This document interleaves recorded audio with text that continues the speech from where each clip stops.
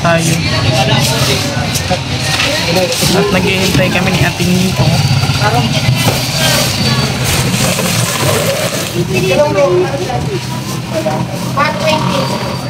Saan ka mo tayo? Pambuka mo? Hindi po, matugtog.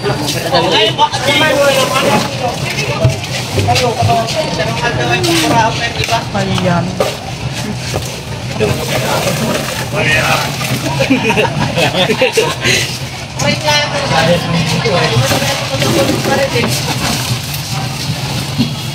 Buntian si Berli ah. Bunting maral. Kita pa kayo, nakiyang pa. Ayun. Oras ngayon ay ano na, maalas 11 na guys. Tinanghali na naman tayo ng punta. Ayan, si ating pakain-kain lang oh. Oo, kasama ko si ating ngayon. Chat lang po kami ngayon kasi nga walang lisensya si Bolong, baka mahuli kami.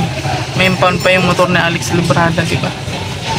So, nag-commute na lang po kami guys para ihatid po yung pasahod dun sa mga trabahador ni Dudong Rowell. So, samahan niyo po kami ngayon guys at kami muna ang magmi-mission para sa update ng pabahay ni Dudong Rowell. So, let's go!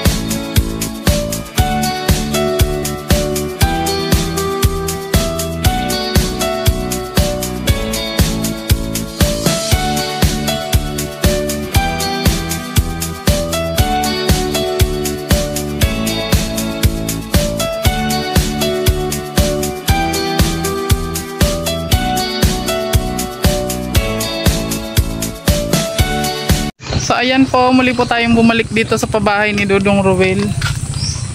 Kasi Monday na po ngayon. Kahapon kasi linggo wala pong magtatrabaho dito. So ayun po, tapos na tayong mag-update sa pabahay ni Dudong at nabigay na rin po natin yung sahod nila. Na dapat nung Sabado pa, so hindi kami nagkita. Kaya bumalik po kami ngayon Monday. At ayan na. Andyan sila kuya. Lunch break nila. Nadat na natin. Ayun po. So kami po ay pauwi na rin at maghihintay kami ng jeep ni ating. Kasi may alalay ako nito guys. Ang aking jorlalay. Ayan o. Ay, ang laki ng ano. Ang laki ng ano. Ang laki ng langka. Ayan o. Ano po yung langka. Ayan. Hintay-hintay muna tayo ng ano dito guys. Jeep. Pabalik ng Dait. At meron din po akong appointment ngayon sa doktor. Diretso ako doon. Abang-abang tayo dito guys. Uy, may ice cream doon ako. Ayan, hintay-hintay muna tayo ng jeep. Medyo matagal ang jeep ditong dumadaan guys. Kasi madalang lang po yung mga pasahero dito. Dito tayo sa may silong. O, ayan o. Sa silong ng langka. Ayan o. May langka dyan. Excuse me. Ayan. Hintay tayo. It's very hot in the Philippines ngayon. So hot ka.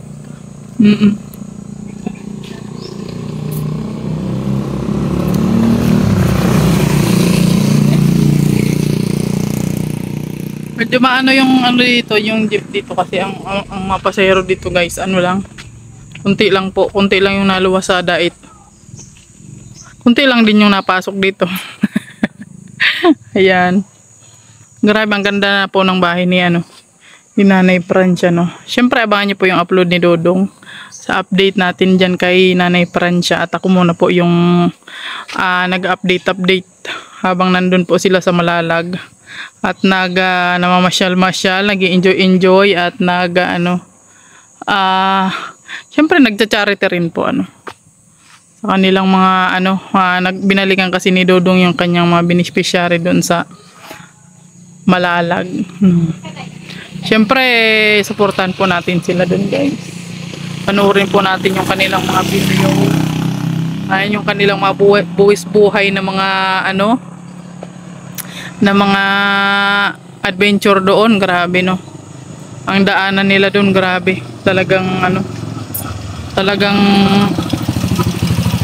kakabahan ka. Kahit yung mga viewers kinakabahan, no. So siguro mga tao doon sanay silang gano'n, no. Yung nagbabiyahe ng ganun ka yung daan, ganun ka delikado yung daan, no. Pero sa mga viewers na hindi sanay, no, kinakabahan din sila, no. So ayan, habang naghihintay tayo dito ng ng jeep ay magtulala-tulala muna si ating medyo tinanghali na kami. Ang hirap po kasi pala ng ng jeep diyan. Maghihintay ka ng 1 oras doon sa terminal. Kasi pupunuin yung jeep, konti lang po yung mga pasahero na napasok. Siyempre, inaabot kami ng 1 oras doon. Tapos 1 oras din po yung biyahe hanggang dito. Tapos ngayon maghihintay naman tayo 1 oras na naman ulit, so, di ba? Pero okay lang po 'yon. Ang mahalaga ay nabigay po natin yung sahod ng mga gumagawa doon sa bahay ni Dodong. 'Yun naman po ang importante, kasi kawawa naman po sila pagka hindi sila sumahod, sige lang yung trabaho nila, di ba? So kailangan din po nating tulungan sila, no. Kailangan nating natin yung siyempre kasi wala naman din naiwanan si Dodong dito na mag-update. So tayo na po yung naatasan. So yun po, mga kababayan. Ayan, kumain muna kami ni Ating bago kami umuwi. Halo-halo siya, oh. Laki ng halo-halo, oh. Sana all. Siyempre naghihintay pa ako ng order bago kami umuwi. Galing kami doon sa pagbigay ng pasahod para doon sa trabador ni Dodo. Magkain muna kami ni Ating kasi nagutom naming dalawa. Ay, sarap. Sarap yan, Teng. Ay, grabe lang yan. So, yun guys. Nandito na kami sa bahay ni Ating. Tapos na po tayong mag-update sa pabahay ni Dodong. Ayan. Maraming salamat po, no, sa tiwala ni Ruel of Malalag sa atin. At pinagkatiwala niya po na i-update yung kanyang pabahay. Ayan, maraming salamat po sa inyong walang sawang suporta. Please like and share po din sa ating video, at syempre po sa ating mga kasamahan na nandyan sa Davao. Maraming salamat po sa inyong walang sawang suporta. God bless you all, at bye-bye na po sa ating lahat.